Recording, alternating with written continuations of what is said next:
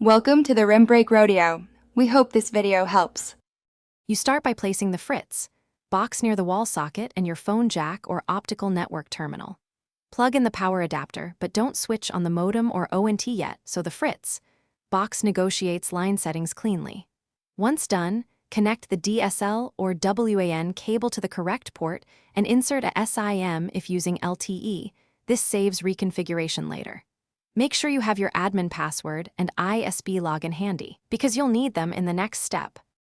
You now power the Fritz box and watch the LEDs stabilize, then connect a laptop by LAN or connect to the temporary Wi-Fi network. Open http://Fritz box and follow the setup wizard, choose DSL, fiber, or LTE, and enter your ISP username and password when requested.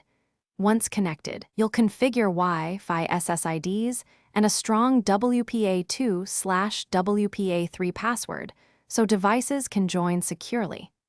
Make sure to accept a firmware update immediately if offered, because updates fix compatibility and security issues. You finish by testing internet access on a phone and laptop and run a speed test to confirm expected throughput. Next, configure features like port forwarding, deck telephony, or parental controls. These are optional but useful for home networks. If something fails, reboot the Fritz box and your modem or ONT, re-enter your ISP credentials, and inspect cable seating. Those simple steps resolve most issues. If the problem persists, note LED patterns before contacting your ISP. Thanks for watching. Consider subscribing if we helped you.